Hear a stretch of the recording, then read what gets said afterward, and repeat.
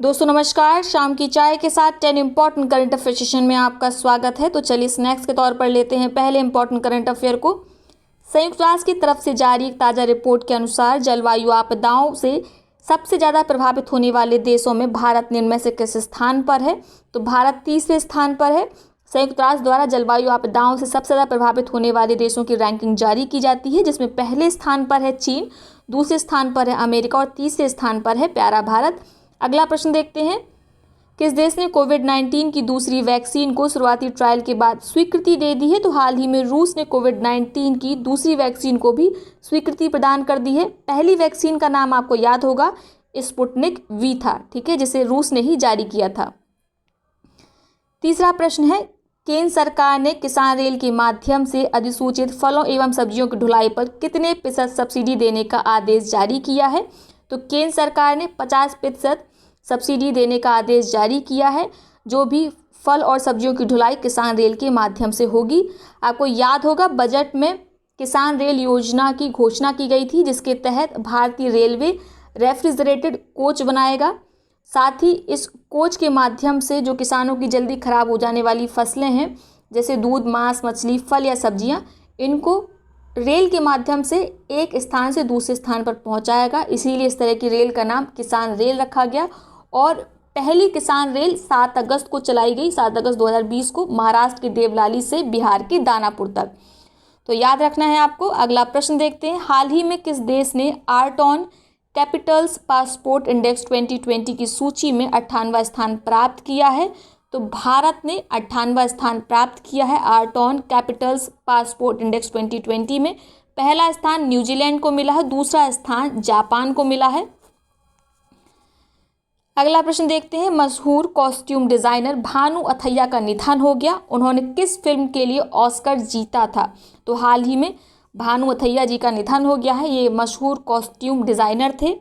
इनको गांधी फिल्म के लिए ऑस्कर से सम्मानित किया गया था, ठीक है, कॉस्ट्यूम डिजाइनिंग के लिए। याद रखना है आपको, ये इंपॉर्टेंट है। अगला प्रश्न देखते हैं, हाल ही में किस संस्था देश ने स्टार्स प्रोजेक्ट को वित्तीय सहायता देने की घोषणा की है? तो स्टार्स प्रोजेक्ट किसका है? भारत का प्रोजेक्ट है और इसको वर्ल्ड बैंक ने वित्तीय सहायता देने की घोषणा की है। वर्ल्ड बैंक कुल 3,700 करोड़ रुपए का अनुदान देगा इस प्रोजेक्ट को चलाने के लिए। हाल ही में नई शिक्षा नीति जारी हुई थी, तो नई शिक्षा नीति को अमली जामा पहनाने हेतु सरकार ने स्टार्स प्रोजेक्ट शुरू किया है। स्टार्स का फुल फॉर्म है strengthening teaching learning and result for state. राज्यों में टीचिंग लर्निंग को किस तरीके से मजबूत किया जाए और किस तरीके से रिजल्ट को सुधारा जाए, इसी के लिए प्रोजेक्ट शुरू किया गया है। स्टार्स योजना के अंतर्गत एक स्वतंत्र और स्वायत्त संस्थान के रूप में राष्ट्रीय मूल्यांकन केंद्र की स्थापना की जाएगी और उस राष्ट्रीय मूल्यांकन केंद्र का नाम होगा परख। अगला प्रश्न देखते हैं, बढ़ते समुद्र स्तर को मापने के लिए सेंटिनल-6 माइकल फ्रीलीच उपग्रह किसके द्वारा लॉन्च किया गया है? यहाँ पे बढ़ते समुद्र स्तर होगा, ठीक है। तो सेंटिनल-6 माइकल फ्रीलीच उपग्रह स्पेस एक्स के द्वारा लॉन्च किया गया है। स्पेस एक्स आप जानते हैं अमेरिका की निजी स्पेस रिसर्च एजेंसी है। इसकी स्थापना 2002 में एलॉन मस्क ने की थी। अब बात करते हैं सेंटिनल-6 माइकल फ्रीलीच उपग्रह के बारे में। तो आप जानते हैं पृथ्वी के 70% भाग पर महासागर हैं। तो यह उपग्रह हर 10 दिन में महासागरों का एक अपडेटेड जो मैप होगा, जो नक्शा होगा, वह शोधकर्ताओं को प्रदान करेगा। तो शोधकर्ताओं को यह समझने में आसानी होगी कि जलवायु परिवर्तन से समुद्र तटों पर क्या प्रभाव पड़ रहा है और यह प्रभाव कितनी तेज़ी से गंभीर होता जा रहा है। किस तरह समुद्री तटीय इलाकों में जो बसी आबादी है, लगभग 1/3 आबादी जो है वो समुद्र तटीय इलाकों में रहती है, तो किस तरीके से उनके लिए बढ़ता समुद्र का स्तर जो है वो आवास का खतरा उत्पन्न कर रहा है।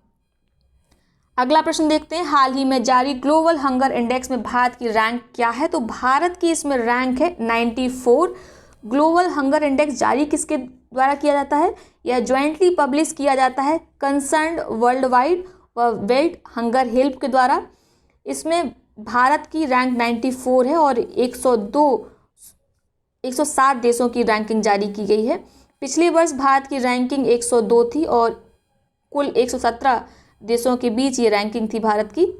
इस वर्ष की स्थिति गंभीर है क्योंकि जो भारत के पड़ोसी देश हैं, खासकर पाकिस्तान और नेपाल या श्रीलंका की बात कर लें तो इन सबसे खराब रैंकिंग भारत की है।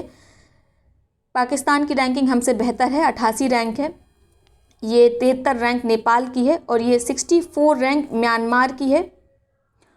नहीं, 64 जो है वो श्रीलंका की है। म्यांमार की रैंक कितनी है? वो 78 है। ठीक है, तो भारत की स्थिति काफ़ी गंभीर है। भारत को 94 रैंक दी गई है, चिंताजनक स्थिति है।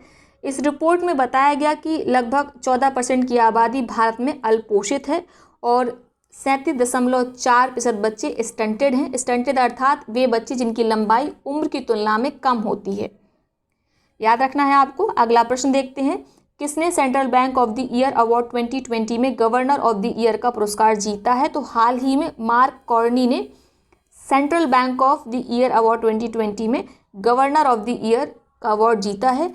ये बैंक ऑफ इंग्लैंड के गवर्नर हैं।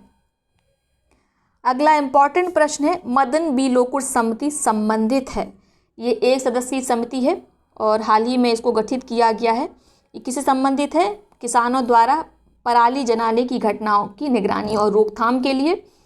आप जानते हैं हरियाणा, पंजाब, उत्तर प्रदेश में जैसे ही चावल की फसल पककर तैयार होती है या अन्य फसलें, तो सर्दियों के आने से पहले ही पराली जलाने की एक परंपरा शुरू हो जाती है, जिसके कारण पर्यावरण प्रदूषण होता है और ये काफ़ी गंभीर स्थिति में पहुंच जाता है। तो इस पर किस तरह से निगरानी रखी जाए, किस तरह से रोकथाम की जाए, इसीलिए मदन बी लोकुर समिति गठित की गई है। यह एक सदस्यीय समिति है, लेकिन एनसीसी, राष्ट्रीय सेवा योजना और स्काउट्स गाइड में जो तैनात स्वयंसेवक छात्र हैं वो मदन बी लोकुर समिति की मदद करेंगे कि किस तरीके से पराली जलाने वाली घटनाओं पर निगरानी करी जाए, क्या उपाय किए जाएं कि इस पर रोकथाम लगाई जा सके। अगला प्रश्न देखते हैं, अंतर्राष्ट्रीय गरीबी उन्मूलन दिवस किस दिन मनाया जाता है? तो अंतर्राष्ट्रीय गरीबी उन्मूलन दिवस का आयोजन प्रत्येक वर्ष 17 अक्टूबर को किया जाता है। इस दिवस के आयोजन का मुख्य उद्देश्य दुनिया भर में ऐसे लोगों के प्रति जागरूकता फैलाना है जो अभी भी गरीबी के अभिशाप का सामना कर रहे हैं, गरीबी के दंश को झेल रहे हैं।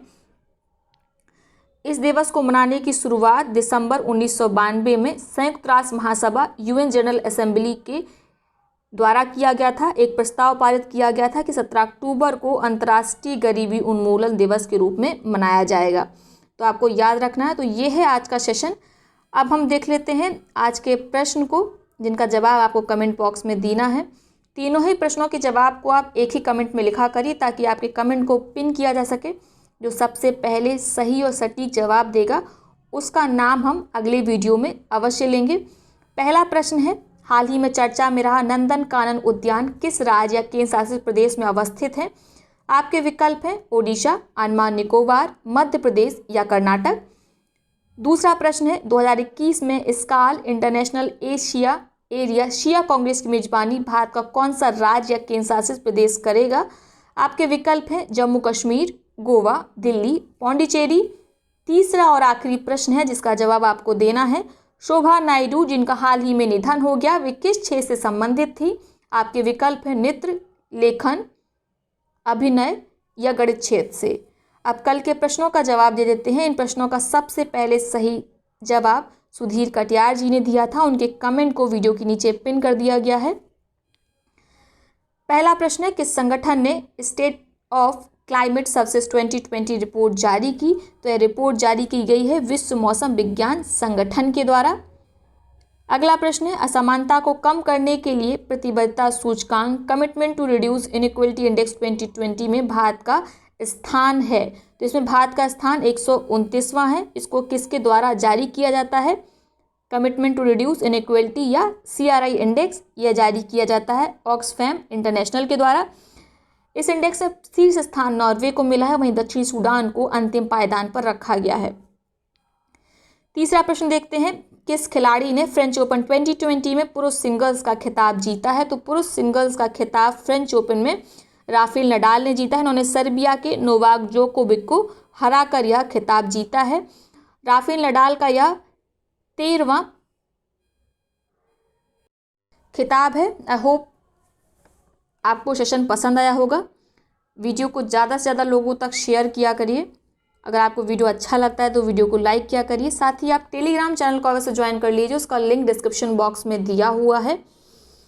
आपसे एक प्रश्न हम करना चाहते हैं, शाम की चाय को क्या सुबह लेके आएँ, क्योंकि इस पे व्यूज़ नहीं अच्छे आ रहे हैं, या तो फिर आप शेयर नहीं कर रहे हैं। तो पहली बात तो आप वीडियो को शेयर करिए। साथ ही कमेंट बॉक्स में आप बताइए क्या शाम को करंट अफेयर्स का सेशन लाना ठीक नहीं है, उसको सुबह लाना चाहिए। आपकी जो भी राय हो कमेंट बॉक्स में अवश्य लिखिएगा। बहुत बहुत धन्यवाद।